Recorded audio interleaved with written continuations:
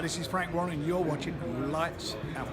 Very much for coming to the King Power Stadium for our big press conference, looking ahead to another tremendous night of boxing here in Leicester. And isn't it good to be able to say that we're getting these big shows in Leicester now? I mean, I'm a sufficient vintage to remember back to the days of Tony Simpson and Chris Pyatt.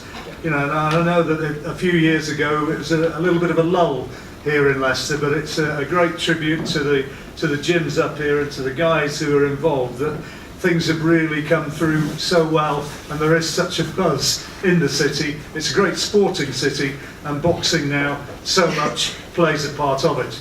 I'm told that the tickets at the Morningside Arena on Saturday night, there are still some available, but it's gone extremely well, so there's going to be a great atmosphere for the fans watching on BT Sport on Saturday night, as well as those who pay their money to get along there and watch live. So hopefully we've got some terrific sporting entertainment to look forward to. Now, top of the bill is the two guys who are alongside me, the British super featherweight title, which is Sam Bowen and Jordan Mccrory, and we'll be looking ahead to that one in a little bit more detail in a moment or two.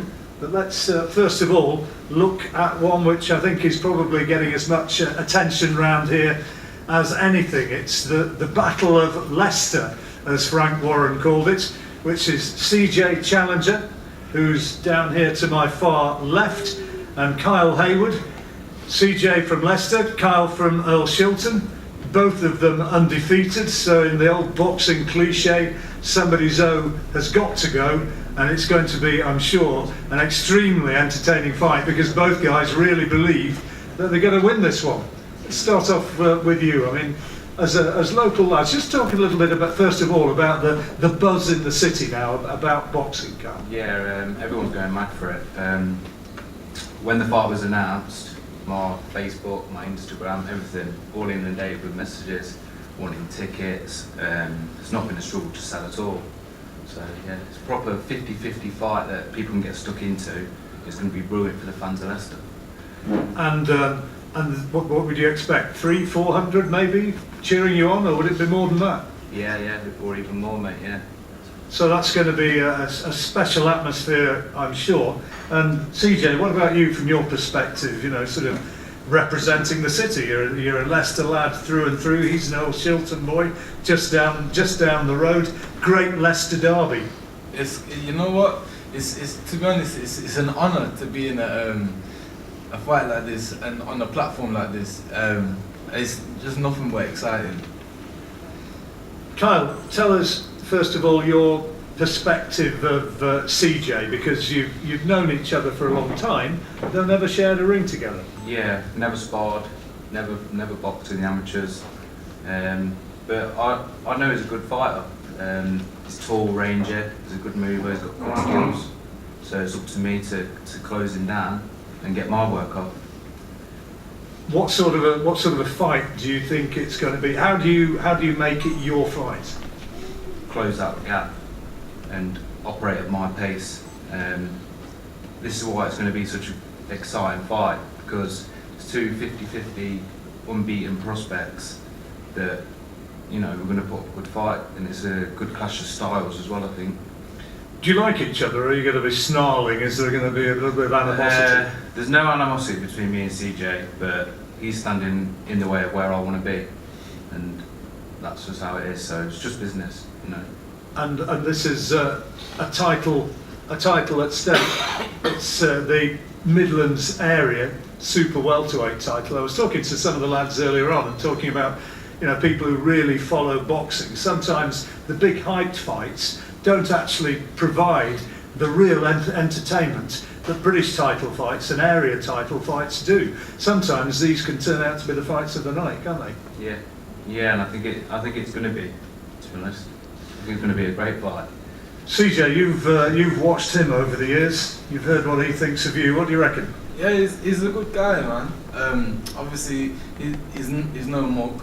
He's gonna come to play. So it's what you expect when you get in a boxing ring.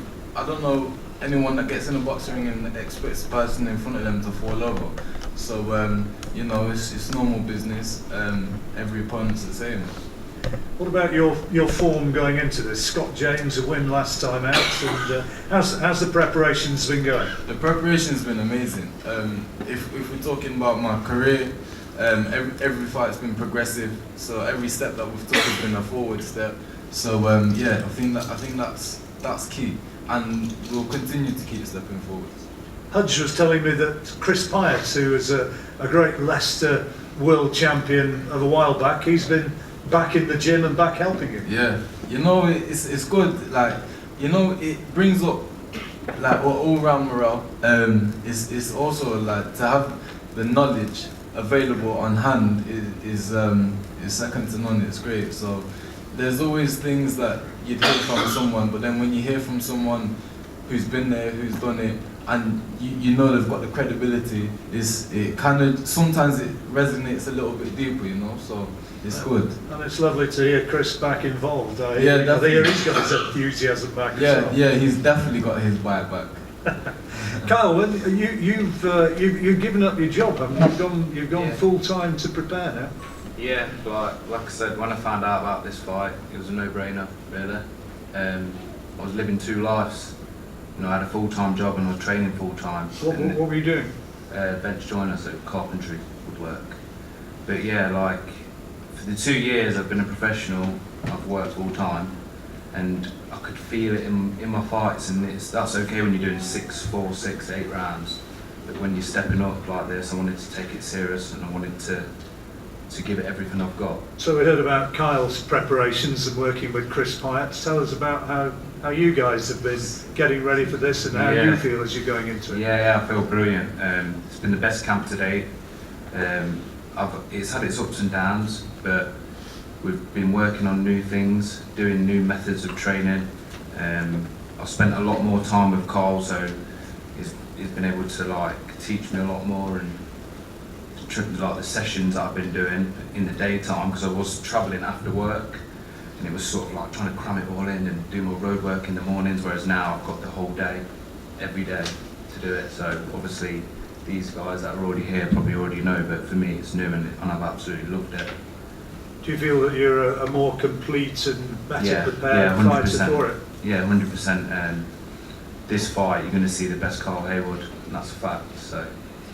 Well, I don't know if any of the local bookies are actually mentioning odds for this one, but to my way of looking at it, it really is a pick and fight. It's going to be a tremendous fight. Both of them undefeated. Somebody is going to have to taste defeat for the first time, but I think, you know, it's probably going to be the sort of contest where whoever does lose this one, it's not in any sense going to be an end. It's going to be just a setback and a chance to, you know, there'll be the chance to move on thereafter, but you won't be thinking of that, CJ. No, not at all. Not at all. It's not a thought in my mind. But it's true what you say though. I don't really know one great or many greats that haven't suffered a loss. So that kind of part of it is irrelevant to me. But yeah, like I said, there's no doubt of it in my mind. Well, it's dead true. Some of the finest fighters of all time. You know, look at Bernard Hopkins, look at Marvin Hagler. They had defeats early in their careers, and look what they went on to do. And alongside you, Leon Woodstock, who's coming back from his defeat against Archie Sharp, which was a big setback. But you've got your hunger back, and you're ready to go again, Leon. I don't think it was a big setback. I think it was a big opportunity to level up, because I'm a firm believer in the fact of like people that get challenged and make mistakes in life are the type of people that progress further through life with their character. And in this sport, when it really boils right down to it, it's very little to do with your skill, how hard you hit, where you come from, this, that and the other. It boils right down to your character and who you are and what you stand for. And what I went through with my fight with Archie has pushed me towards that growth level so much more than had I took the win. Do you know what I'm saying? Was it a reality check? Do you look at it and you sort of think, right, this is what's gone wrong, let's take a look at where we're at? Sort of. It wasn't really a reality check. It just kind of made me think on certain things a bit different and approach certain things in a different type of way, if that makes sense. So it's like things that I already knew before. So it's not really reality checks I already knew, but it's you hone in on these things because it's the little things. So can you come back? I mean, we presumably got to believe you're going to come back and build from it and become a whole lot better fighter. Of course, 100%. Like I said, the opportunity to actually go through them moments there to be able to allow my character to build and grow is massive. You can't put a price on them moments there. And if I could create a time machine right now, I would not change nothing at all because, like I said, you can't put a price on it. You've got an 8-rounder against a Spanish lad, Sergio Gonzalez, who I must confess I've not seen. Have you seen anything of it? That is news to me. So I don't know if it's 6 or 8. It doesn't really matter because I got told 6. But if it's 8, we're doing 8, guys. If you could look into that crystal ball and look at the end of the year, or maybe a year from now, and where you'd want to be, where would that be? Would you be looking to fight the likes of these guys? I will not fixate on not one person. I'm not bothered. All I have is the goals in my head. I want the British title. Whether Sam has it, whether Jordan beats him and he gets it, whether he gets vacated, I don't care. I just want the British title. Okay, well, we'll look forward to seeing you back in the ring again. I should imagine that's something that you're very much looking forward to, getting out in front of your Leicester public. 100%. I can't wait. Cannot wait. Well, he's very much a star of the Leicester boxing world. And coming down from Liverpool, alongside him, Sam Maxwell, who's part of the MTK operation. And Sam's going to be fighting Sabri Sadiri, undefeated fighter from France. It's going to be for the vacant WBO European Super Lightweight title. And Sam, undefeated in 10 fights. If you've not seen him, he's been doing pretty much everything right so far after an illustrious amateur career, and this represents for you, Sam, a little bit of a step up. Definitely. I've been asking for this for a while now, and Frank Warren and NTK have delivered, and they've given me a chance to box for a title, and I'm ready for the challenge. How happy are you with life as a professional? Because as I alluded to, you have this fantastic amateur record, and it's kind of been a burden of expectation. You know, people are thinking Sam is going to get right to the top. How's he going to get to it? Is that something which weighs heavily on you? I think so a little bit. You look at some of the peers from when I was on Team GB. They're like the superstars in the professionals now, and I've come from the same crop as them. So I look like I'm a lot further back than them. But so I expect a lot more of myself. I want to be where they are. You know, recognise it like them. But I've waited patiently for my chance, and I'm getting it now, so I've got to take this chance I'm getting, so I'll take it with both hands, and hopefully by the end of the year, you know, I'll be more known to the public, and a lot more people interested in me, kind of thing. You've been bowling people over, and you are heavy-handed, but you clearly got well-schooled boxing skills as well. Is this the sort of guy who's going to bring that out of you? Definitely, I think so. I think with him being boxed at high level as an amateur himself, from what I've researched, and he looks tricky as a pro. And I know anyone who comes from France anyway, normally in the professionals are a high standard, so I'm looking forward to be tested and looking forward to the challenge, and I think he'll definitely provide it, and people are going to get the chance to see the best of me, because I won't be able to just go in there and land every shot and land all my heavy shots. I'm going to have to work for it and set things up, and I'm looking forward to showing my ability.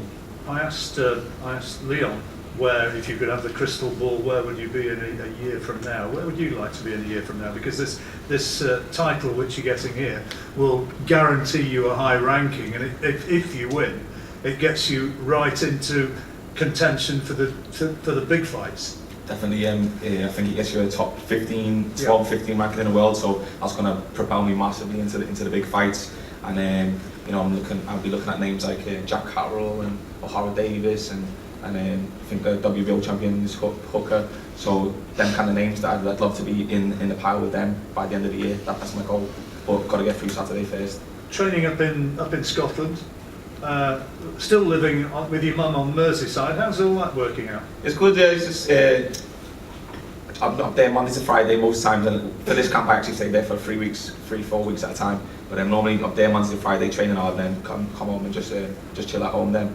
But I feel like I'm improving every day with Danny, and I'm quite self-critical. Like on my fights, I look back, and even when I do pad work, like we did public workout yesterday, I'm looking, I'm thinking, I'm not I'm not liking what I'm seeing sometimes. But I think out of my 10 fights, my last fight, only lasted 2 minutes or something. It was the only fight where I look at it, I think I was doing everything right. I liked how I was boxing, and so that shows the progression, and I feel like I'm starting to be happy with how I'm boxing, how I'm looking in the ring, and I'm going to take it a level further on Saturday. Just before we move on to Nathan, I've got to mention one name which some people, I mean, he's kind of a bit of a Marmite character, and some people wince when they hear the name. But I can't talk about this division without raising his name. Ahara Davis, would you fancy that? Definitely. I've seen a video he posted a few days ago, and I wanted to hate him, I wanted to be angry at him and stuff like that. But to be honest, if you just his opinion of me wasn't that bad. He was saying I'm a class boxer. I'd be a risk for him to fight because I'm not known to the public, and it's a big risk for him to take the fight, and I've got no title. So after Saturday, if I perform well, I win a title, and people get to see me, they're interested in me, then he can't back out the fight, and it's a fight that definitely can be made. And he'd be the sort of bloke who you'd call out, would you? Definitely, and I've got the beat of him, definitely, and that's one I'm interested in. It's certainly been an interesting one, and maybe if you get the win you're looking for, it's going to push you closer to that. Right, we'll move down to the big lug now. Nathan Gorman, undefeated heavyweight, and he's going to be up in action. Change of opponent. There've been a couple of names mentioned, and finally alighting, and I gather making his way across from the United States even as we speak. It's Big Kevin Johnson you're going to be fighting. What's your thoughts about that, Nathan? Yeah, obviously Kevin, he's a late replacement. I've had 4 days notice for Kevin. I was due to fight someone totally different than Molina, whatever his name was. Someone 6'2", 6'1", coming forward, big swinger. But Kevin's someone totally the opposite style, sits back on the ropes, doesn't do much. But on the other hand, if you look at Kevin's resume, he's been in there with most of them. He hasn't been stopped, he's only been stopped once or twice, I think. No, twice. Anthony Joshua, and then he got stopped by Peter Millas by a cut. And all the rest, Vladimir Klitschko, Derek Chisora, Christian Anna, my good mate Daniel, went the distance with him. So he's another stepping stone, I'd imagine, on Saturday night. But full concentration on Saturday night. I'm just looking forward to getting there and doing the job. Yeah, your good mate Daniel, that's Daniel Dubois. He went the full 10 rounds against Daniel, and Daniel, for all his much vaunted punching power, couldn't get him out of there. No, not just Daniel. A lot of them can't get him out there, can they? He's probably the most durable heavyweight on the planet. But we shall see on Saturday night, shan't we? Is that something that you're trying to add to your game with Ricky and the rest of your training team to actually, you're obviously throwing bundles of punches and you've got huge boxing ability, but are they trying to actually fashion more power out of you? Yeah, sit down with punches more, that's what we've been working on in this camp, for the past 6-7 weeks. Sit down with punches more, search for the punch instead of, flowing for, listen, I'm a boxer, I'm going to still throw flurries and that, it's my style, but I'm going to sit down with punch, search for the opening, instead of just going in and wailing and throwing in a lot of punches. I think you'd be crazy. People would be crazy to think that you're going to lose this fight on Saturday. Although you can't afford to get careless. In the heavyweight division, big guy, and he's actually had a couple of wins. Since he fought Dubois. Exactly. So listen, Kevin, big 18-stone man. If I switch off for 1 second, if he lands that big right hand on my chin, I'm sorry, it's good night. So I can't switch off. For 1 second in that fight, I'll be fully focused and fully ready for him. I've got to ask the inevitable question. I mean, people have said to me here already, you know what's coming. How far away now from you and Daniel getting it on? Truthfully, if it was down to me, I'd fight him this Saturday. If it was down to me, I'd fight him this Saturday. But I reckon end of the year, something. It's all down to Frank.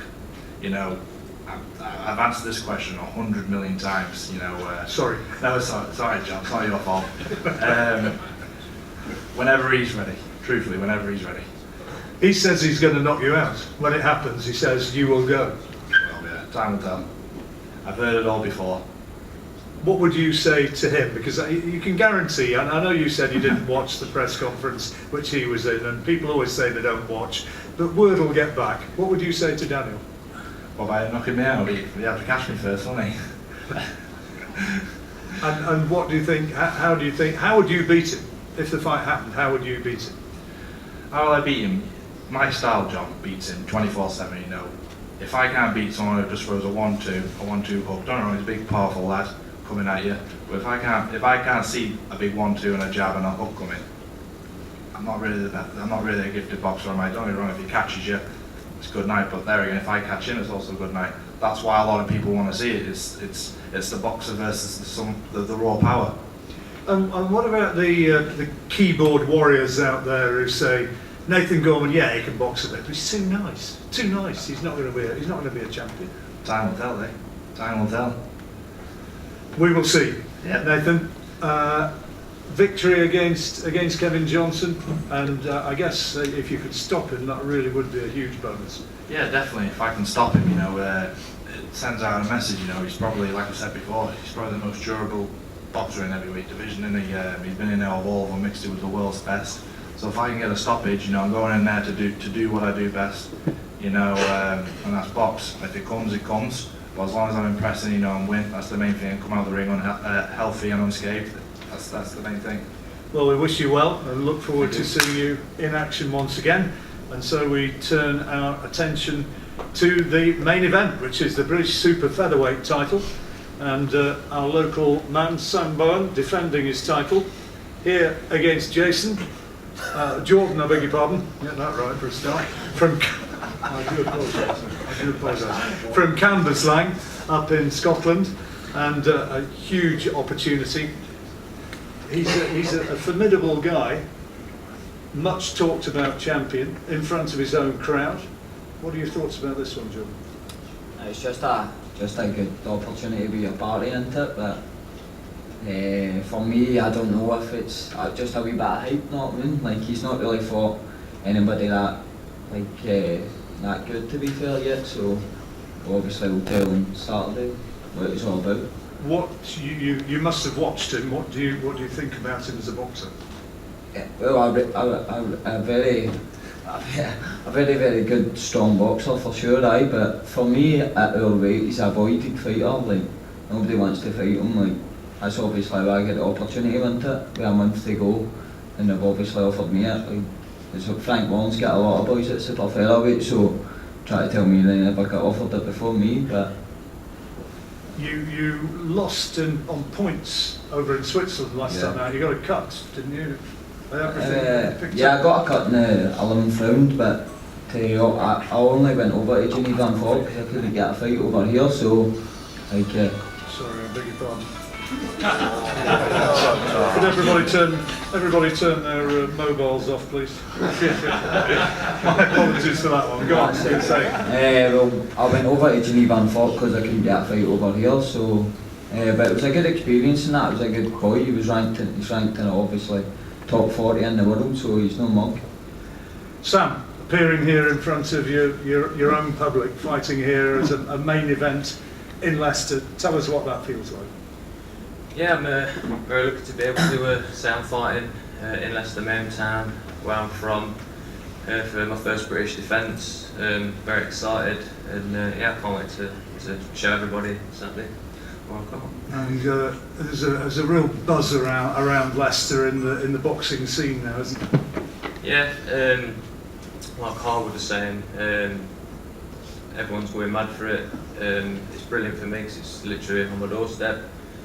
I ain't got to travel too far, and I've got great vast amount of support coming. I work down the road from Leicester, so a lot of work people are coming to support me, my friends, my family. So no, it's going to be good. It's going to be a good buzz in there. When are you going to be taking the decision to say, yeah, boxing's what I do, and forget about the rest of the work and just make it what you do 24/7? I don't know. We'll have to discuss that after this one. Have I touched a dodgy subject? But like I say, I'll go get Saturday out of the way. Once Saturday's done, then we'll start looking at that. But I'll just concentrate on the jobbing and this to be Jordan. So that's what I'm concentrating on. And what are your thoughts about Jordan as a boxer? Yeah, I've got a lot of respect for him. Like I said, he's taken the fight. A lot of people didn't. It was hard to find an opponent. I've seen a few of his fights. Like I said, he's got a few different styles. He's come forward when he wants it. He looks fit. He's boxed a few good lads, so no, it's made for a good fight. You're not going to be looking past him. You're not going to be underestimating, are you? No, like I say, I concentrate on every fight the same, regardless of the record. He's got a good record. He's had some good wins. I know what I've got to do to like I say, I've got to get the win, and I'll do what I'll do best to get that. Jordan, did you know Alex Arthur was the last guy to have held this title from Scotland? No, was he? Aye. He fought a bloke called Carl Greaves once upon a time. Was that right? Aye. Yeah, he did. Look, he's being all bashful about it. How about your preparations for this one? Because in the past, you've traded on aggression, but you kind of bring a little bit more nowadays. Yeah, well, obviously, I used to be with Peter Harrison. I've trained, changed trainer to Craig Dickinson, and Craig Dixon, sorry. But he's just instilled in me something different, like we just kind of boxer mentality a wee bit, you know what I mean? So before I was just in aggression, just wanted to go forward and stuff like that, but as you know, when you do the 12 rounds you can't fight like that all the time, so you need to try and adapt it. And what would it mean to you to actually take that British title back to Scotland back home? Dynamite, it would be brilliant. I need to do it as I said yesterday, like if I'm going to do it, I'll do it the hard way down the Lions Den against obviously all the people for Leicester that Sam's bringing, so it'll be good.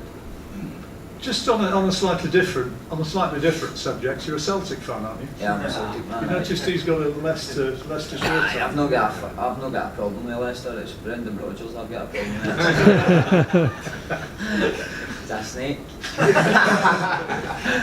You've not forgiven him yet, then? Nah, not at all. I won't forgive him. He could have done the treble and he could have went down in history as one of the best managers for Celtic forever, but chose to leave us halfway during the season. It's a bit snaky, to be fair.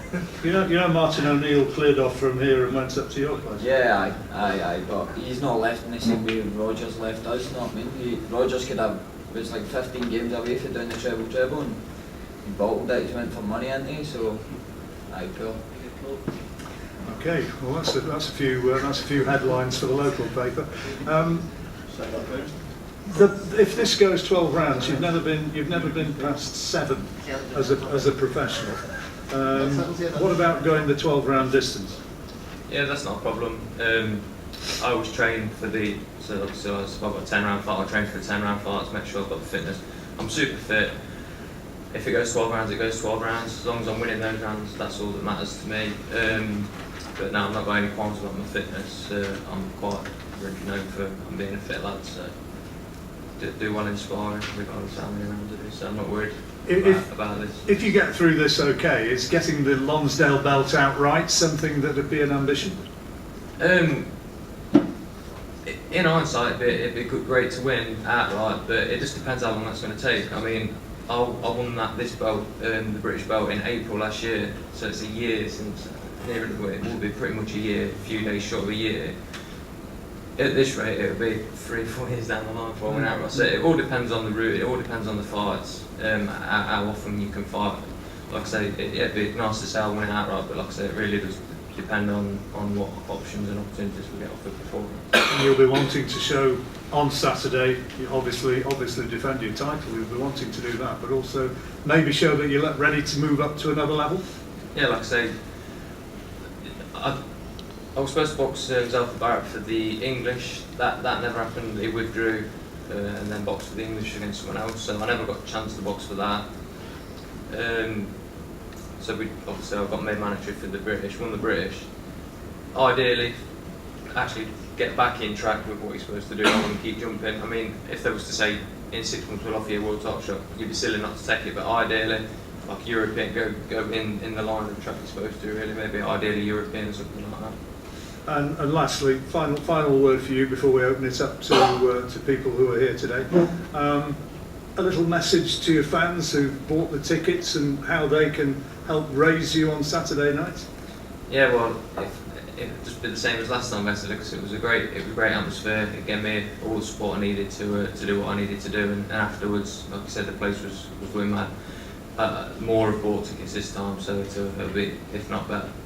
Okay, well, we look forward to seeing you guys in action come Saturday night. As I said, tickets are still available, and we'll be doing one-on-one interviews for anybody who wants them, and face-to-face photographs as well for your. If there's any questions which you want to raise from the floor now, all the guys are here, so please sing them out.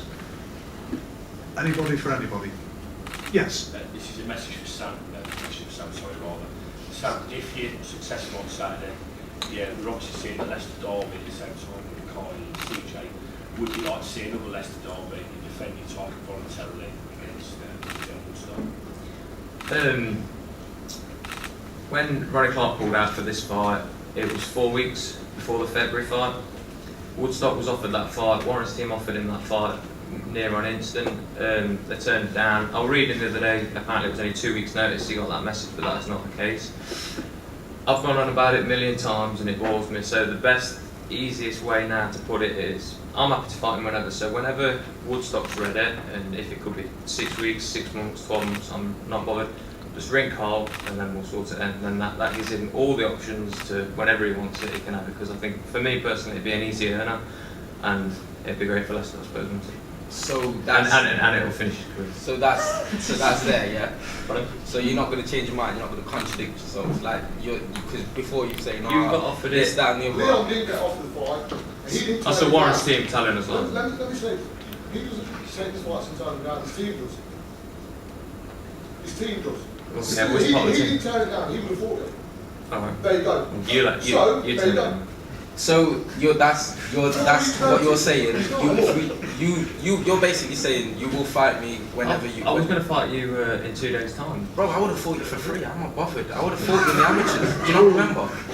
Sounds like this is. So you can't backtrack now. Everyone in here knows and heard you say I will fight Leon Woodstock whenever he wants it. Let's keep it at that. I'm not going to. Let's keep it at that. I'm not going to participate in the recall of when you got beat by Archie Sharp. It doesn't matter. You was doing this with Archie Sharp. It doesn't matter. Didn't get you the win. I know you're saying you wouldn't say. You said what you said. Leave it at that. Why are you interfering? I'm saying you was doing that. Well, I'm sure I got asked the question, but never mind. All right, guys. Okay, fellas. It's definitely. I think we've established that it's certainly one for the future. Does that answer your question? Between you and me, what are you doing on Facebook? Offering Leon out for them. Yeah, you did.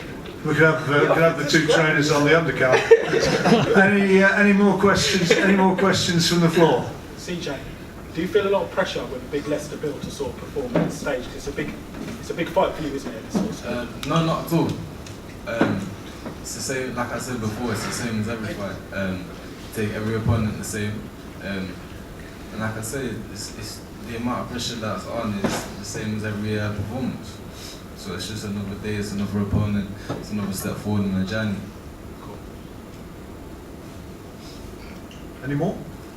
Any more for any more? Anything to say for yourself, Deb? No, head up. Nathan, how excited are you to be fighting a guy like Kevin Johnson, who, as you mentioned before, is a survivor in the boxing ring? Well, obviously excited, for Saturday.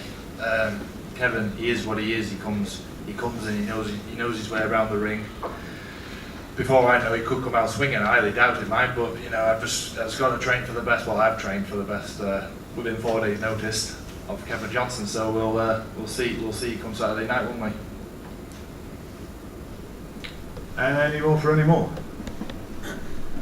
Okay, well, if we're all done, remember it's live on BT on Saturday night, and tickets, as I say, are still available. We'll do some press photographs first of all, and then everybody here is available for interviews thereafter. Face to face with Carl and Hutch at some stage as well, maybe.